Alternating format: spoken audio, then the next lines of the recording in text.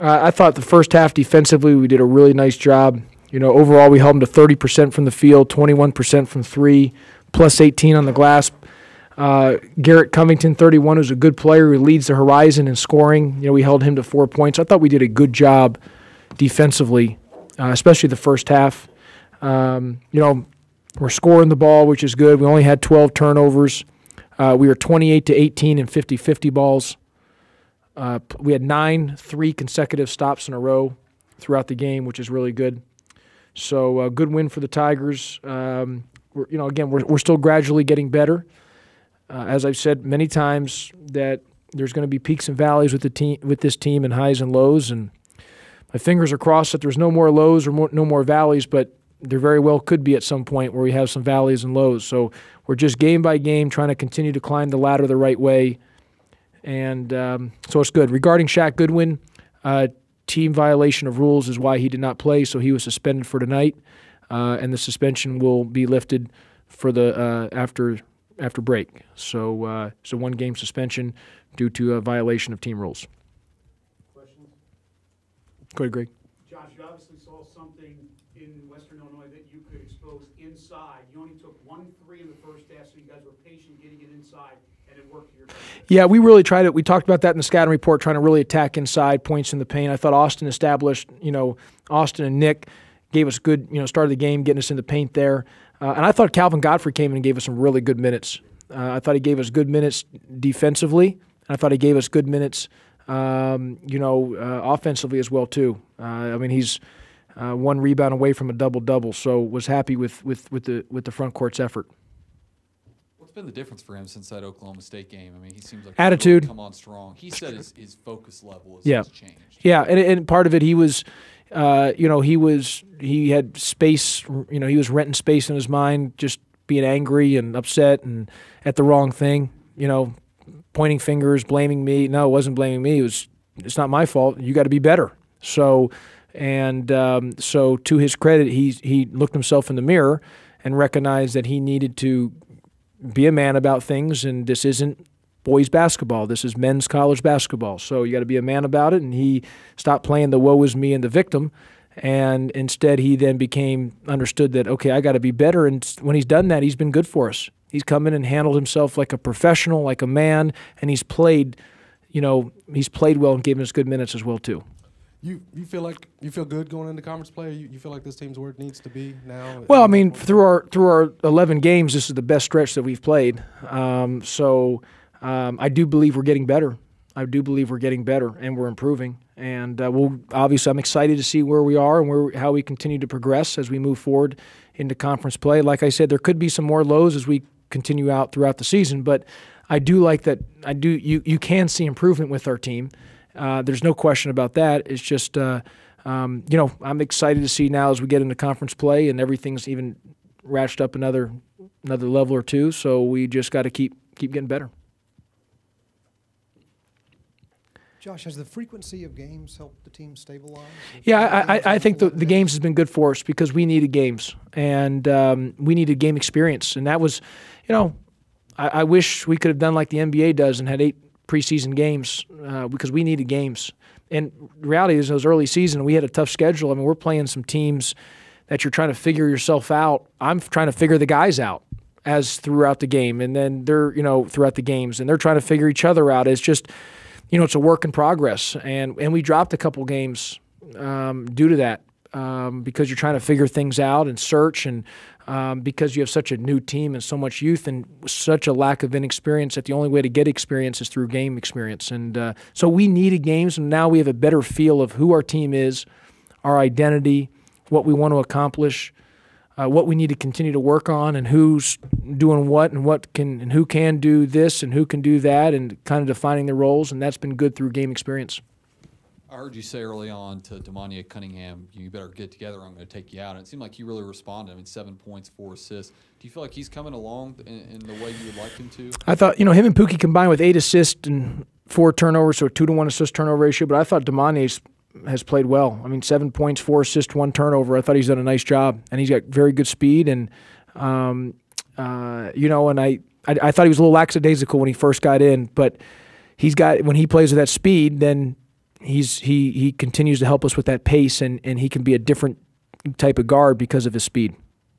Josh, you talked about benefiting from playing a number of games in a row. Now you got 8 days off, Christmas break, and you have conference play right out of that break. Does that concern you?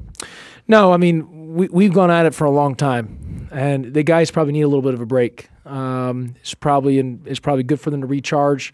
I mean, we haven't had a day off since school ended, so and that's allowable per the rules. So since school is finished in the semester, on that Friday before Oklahoma State, we've gone every single day. So they probably need a little break to recharge. I want to give them off the 24th, 25th, and 26th, and then we'll practice the 27th.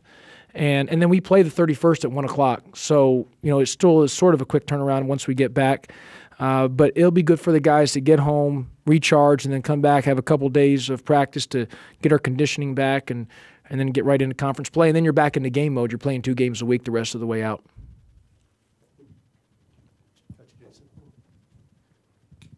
I'm sure you won't divulge what went on with Shaq, but after going scoreless and saying that it's on him to pick it back up, obviously disappointing that this a third-year guy that's been with you 3 years is still going. Well, I mean, just in general, these guys are still young men, and nothing he did was against the law or anything. Nothing that's it's extremely, extremely minor. But I do believe in rules, and I do believe in principle.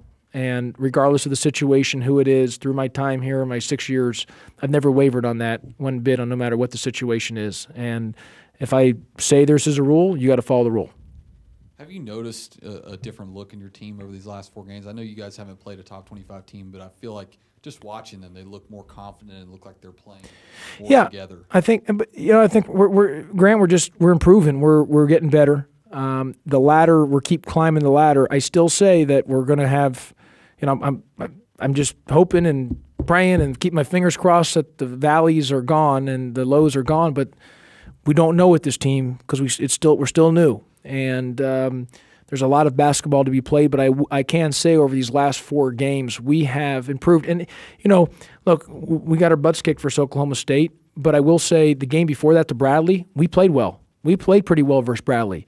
We did not play well against Oklahoma State. On the offensive end, we did some good things on sometimes defensively and rebounding-wise. We were good on the glass. We just didn't score. We couldn't score. So you really go back, and just not these 4 games, you really go back to the Bradley game. We played well versus Bradley. And then, obviously we couldn't score versus Oklahoma State. It was the earlier stretch of, CBU, Wichita State, Stephen F. Austin. We were just Baylor. We were not good whatsoever. But I thought I started seeing some improvement starting with the Bradley game. A lot of the guys said that it was tough before the game just because Christmas break's 2 hours away. Were you pleased, though, that they still came out and played 41-14? I know you probably didn't like the way the second half finished, but these guys aren't. They're not robots. They're still college guys. They're 18 to 22. So, but I loved how we came out in the first half. I thought defensively, and we were the aggressor. We had 7 3-stops in a row in the first half. We had a +9 50-50 ball advantage in the first half. Those things that's important. That shows that you're ready to play. You're being the aggressor, and we did that in the first half. So we came out the right way. What are your plans for Christmas? I'll just probably watch some tape, watch our game, focus on start watching some Houston tape, and just get ready for practice on the 27th. Yeah. So what is the plan for the team? They're off the 24th, the 24th, 25th, 26th. Those 3 days they're off. We will practice the 27th, and so we'll go there, and then we'll go throughout. What did you think of Temple's demolition of Kansas? I think Temple's really good. I texted Coach Dunphy today. I've always said Temple's really good, and I knew they were going to even be better once they got those guys eligible at mid-year. They're a dangerous team, and they're good. They're really good, and they were good last year. They just had some bad breaks here and there, but they had some good players, and they got those guys eligible at mid-year. They're a really good team. How much does a win like that help this league? A lot of those, national guys are one big league. Say that early. Well, Cincinnati beat San Diego State, and Temple beat Kansas, so that helps. And some of us, Yeah, I think it's a little too early. I mean, a lot of this stuff can shake itself out. I mean, look, the Big 12 is going to have a bunch of bids. I think the Pac-12 will, and probably the ACC and the Big East right now. Those four leagues probably have the best non-conference league. But I think everyone else is, fighting for spots from there on out. You're sort of used to this, though. I mean, it's kind of like, if it's a one-bid type of situation, it's Yeah. the right thing to do. No, and right now more than that for us. I mean, obviously we want to win the national championship. You want to, but to even get to that, you got to get in the tournament. But even to get to that, we just need to right now get better. From where we started, we just need to continue to improve and let the pieces fall where they fall. And I think for the fans and media and our team and staff and everybody else, everyone wants to see the guys continue to get better and just let the chips fall where they may and just go from there. Yeah, I mean, I like it, but the break won't be bad for our guys. I mean, we've been going long and hard, and for some of these guys, they've been here since June without a break. June, July. I mean, we got home from Canada and we had 2 days before they had to come back. So it's been a long haul, and I haven't let them go at any weekend where they allowed to go home. So this will be the first time they've been home for some of these guys since they left. Actually, maybe the start of school, because some guys didn't even go home in between Canada and here. So, okay, Merry Christmas, everybody.